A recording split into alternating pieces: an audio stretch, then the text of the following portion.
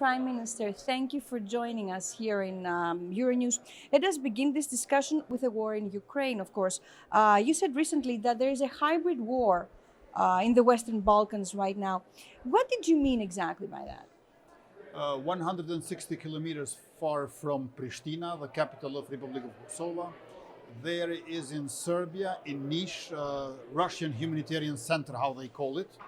And from there they wage a hybrid war which has to do with economy, but also with the media. For example, immediately after Russian invasion, military aggression to Ukraine, front pages of Serbian media were full with news how Ukraine is attacking Russia. And on the other hand, the center for Sputnik in Western Balkans is in Belgrade.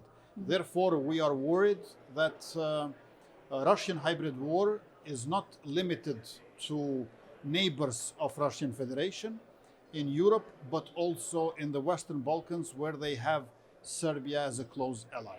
So you think that there's already spillover of the world in the neighboring countries. You have also said that you're worried and that you're vigilant. Do you think that there is a threat for your country, your government, and yourself? And are you preparing for such a threat? Definitely there is a threat because Belgrade does not acknowledge crimes from the past which has been committed in Kosovo. In spring 1999, 860,000 Albanians were expelled from Kosovo. 80% of the population were expelled from their homes. We have had over 12,000 civilians being killed, 20,000 women and girls being raped, and 120,000 houses being destroyed or burned down. And no regret, no penitence, and in Serbia they continue not to recognize our independence, and in their constitution they consider that Kosovo is part of Serbia. When you add to this the fact that they are being equipped with military armament from Belarus and from Russian Federation, and keep very close relations between the two countries and two people, of course that we are worried, but at the same time we have EU and NATO in Kosovo.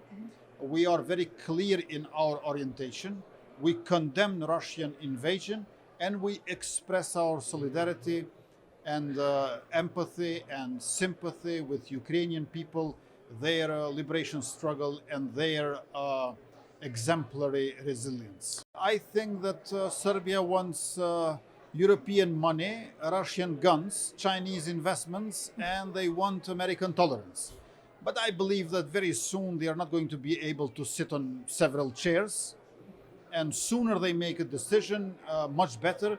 And I hope that they are going to distance themselves from Kremlin and finally allow Western Balkan 6 jointly to join EU and NATO, because Bosnia and Herzegovina and Kosovo, they also want to join NATO, majority of population also in Bosnia. And we believe that long-term peace and sustainable stability can be ensured precisely via orientation towards Brussels, which is a double capital of EU and NATO. How do you read the situation on the ground right now? Do you think that this is a war that is going to last more, like a lot of analysts are saying? Kremlin sees war as solution. And this viewpoint is the problem. I think that they are cutting their escape routes with maximalist demands, while they have lost blitzkrieg. Russian blitzkrieg in Ukraine failed. And what we see now is an attempt to turn Ukraine into Bosnia and Herzegovina, or Chechnya for that matter, where Kiev, like Kharkiv and Mariupol, would become something like Grozny or Sarajevo. We have already seen this in our region as well, and in the past. Therefore, it is very important to help Ukraine with all what we can in order to discourage people of Russia for the war machinery led by Kremlin. I think that it is indispensable the role of EU and NATO for Ukraine, and at the same time, the entire world should distance themselves from Kremlin. We have been seeing dreadful images from the ground in Ukraine, especially during the last days. Do you think that Vladimir Putin should be tried for war crimes? I believe there has been committed war crimes in Ukraine. It is up to investigators on the ground to see also whether these war crimes were at the same time crimes against humanity and genocide. But let us not forget that the leader of this war machinery in Ukraine is someone who does not believe that Ukrainian nation exists. So President Putin thinks that Ukrainians and Russians are the same people. So when you say to the other that you do not exist and you wage a war machinery against that other, I believe that there will be a lot of work for international tribunals to bring all those who are responsible, but there will not be a lot of work to prove that President Putin is the main one to be considered responsible for these horrible crimes in Ukraine. You mentioned before a type of spillover of the war in Ukraine in neighboring countries. Do you think that this war might affect in a very bad way your economy? Well, prices in stock markets are changing. They are getting higher, especially of some of the products being produced in Russian Federation and Ukraine. Prices of electric energy were going up this winter. So it is definitely harming our economies. But I believe that this harm that we are having is the price that we pay for sticking with democratic values and rules. For example, Serbia was paying gas from Russian Federation up to 10 times cheaper than North Macedonia. And this is unfair.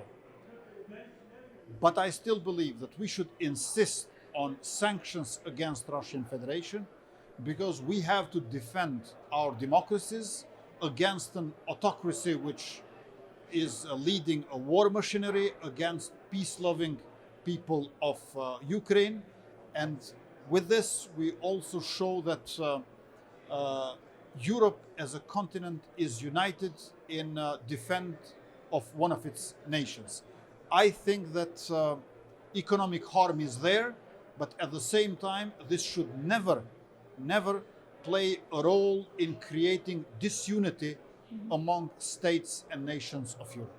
Do you think that the European citizens right now around Europe, do they understand the sacrifices that need to be made in order to defend, to protect our values? And what about your country? We need more solidarity within Europe.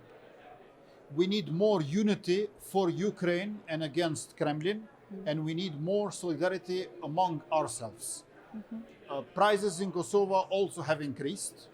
However, economy of our country was doing very well in this first year I am in office. 10.53% of GDP has been our growth, 34% more in tax revenues, 22% increase of foreign direct investments, and 30% higher has been business turnover in this year. We have gone higher for 17 places in Transparency International Corruption Perception Index, and in World Justice Project, we are number one in the region. When it comes to managing the pandemic, Kosovo is at the top of the Balkans with high vaccination rate and low death rate. So we are a successful story, but in order to protect our progress, to defend our success, we are also going to increase budget up to 52% for our defense. Your country, since we're discussing about defense, your country wants to join the NATO and the European Union. Do you think that because of the circumstances, the procedures can be accelerated or should be accelerated? I believe that with all methods, we cannot have new future. in extraordinary situation like this one, after geopolitical earthquake caused with Russian invasion of Ukraine, we cannot continue with old ways of strengthening ourselves and expanding EU and NATO. I hope that 4 non-recognizers within NATO of our republic and 5 non-recognizers within EU of our republic will join the majority and recognize independent Kosovo and help us get as soon as possible into both NATO and EU. To this end, we need to become members of Council of Europe. As a first milestone, we would like that to happen. And at the same time, this Partnership for Peace program towards our Euro-Atlantic path, which should have as its destination NATO membership. Do you think that the conditions to become a member in the EU should be more flexible right now? But not only for your country, Georgia, Moldova, and of course Ukraine has also applied to enter the European Union. Do you think Europe now must show more flexibility? I think Europe should show more flexibility because flexibility means solidarity. Flexibility is not weakness, is strength. Kosovo will also apply for EU membership, and we are very clear in our orientation, and we need help from outside, but we believe that EU is something which should be homegrown. Inside Kosovo, we are implementing European reforms for the benefit of the citizens, but at the same time for the betterment of the relations with Brussels. Do you think that accessing the NATO can come earlier than accessing the European Union? I would think so, because in NATO, out of 30 countries, 26 do recognize Kosovo, 4 do not.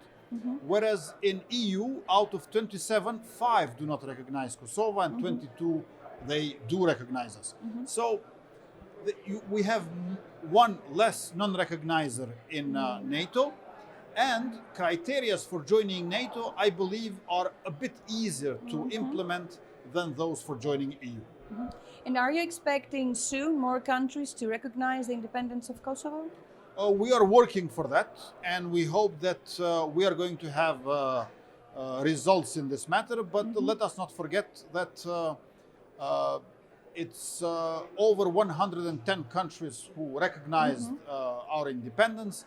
I believe that the most important are non-recognizers within EU, and here I hope that Greece will join us, will join other countries in recognizing us, and by showing leadership, I think that Spain, Slovakia, Romania, and Cyprus could also follow soon after. Do you think that the war in Ukraine is affecting this procedure? I believe that the war in Ukraine caused by Kremlin is something which is making everybody rethink, and this sense of urgency should bring some concrete results and not only anxiety and fear. Prime Minister, thank you very much for being here in Euronews with us.